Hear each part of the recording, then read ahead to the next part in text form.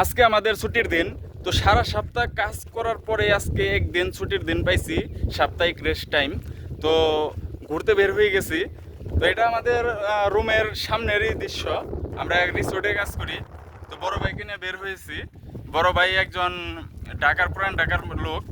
তো বড় ভাইয়ের কিছু তার একটা একটা প্রতিভা আছে। তো তার প্রতিভাটা সম্পর্কে আমরা জানবো।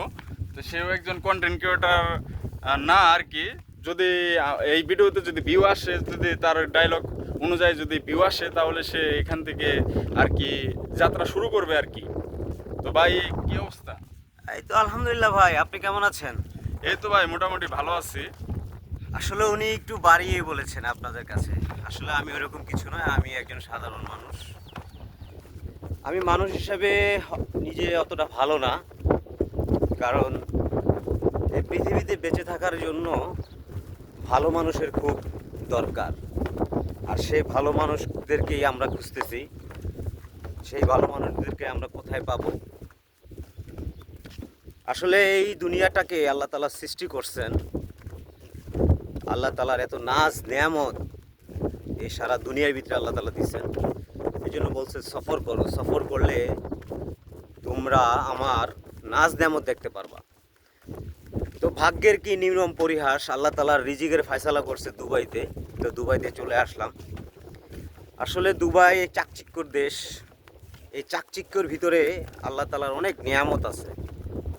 বর্তমানে আমরা যেখানে অবস্থান করতেছি, আপনারা যে পানি দেখতেছেন, আসলে সেটা হচ্ছে সাগরের সাথে একটা ক্যানেল করা, কিন্তু এটার গভীরতা অনেক। এখানে পর্যটকরা আসে।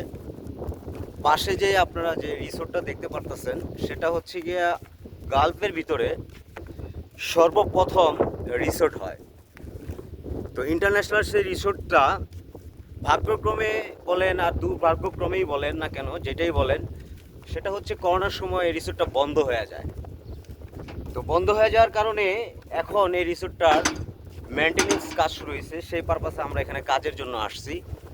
তো এখানকার যে এনভায়রনমেন্ট, এখানকার যে পরিবেশ খুবই চমৎকার, খুবই চমৎকার। এখানে গাছগাছালি আছে, সেটা আপনাদেরকে আমরা একটু পরে দেখাবো। আপনারা ইতিমধ্যে উপরে দেখতে পারতেছেন কিছু সবুজ ঘেরা পাহাড়ের মতন। পাশেই আছে আপনার এই যে যেটা বললাম সাগরের সাথে ক্যানেল করা। তো এখানে যে এই পরিবেশটা অত্যন্ত চমৎকার। তা আসলে এই সমস্ত পরিবেশ পাওয়াটা খুব দুষ্কর। তো যে মূল কথায় আসি, সেটা হচ্ছে যে আল্লাহ তাআলার নাজ নেয়ামত, এই নেয়ামত পাওয়ার জন্য আমাকে সফর করতে হবে, সফরে বের হতে হবে।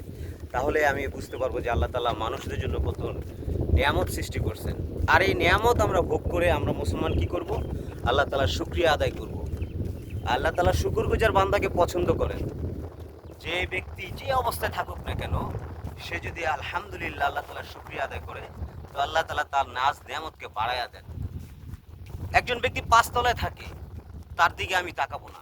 আমি কোন অবস্থায় আছি, আল্লাহ তাআলা আমাকে কোন অবস্থায় রাখছেন, আমি ওই অবস্থান থেকে নিচু স্থানে দেখব যে আমার থেকে যে নিচু ব্যক্তি আছে তার থেকে আল্লাহ তাআলা আমাকে কতটাই ভালো রাখছে। আলহামদুলিল্লাহ, শুকরিয়া আল্লাহ তাআলার কাছে যে আল্লাহ তাআলা আমাকে এখনো সুস্থ রাখছেন, আমার হাত পা ঠিক রাখছেন।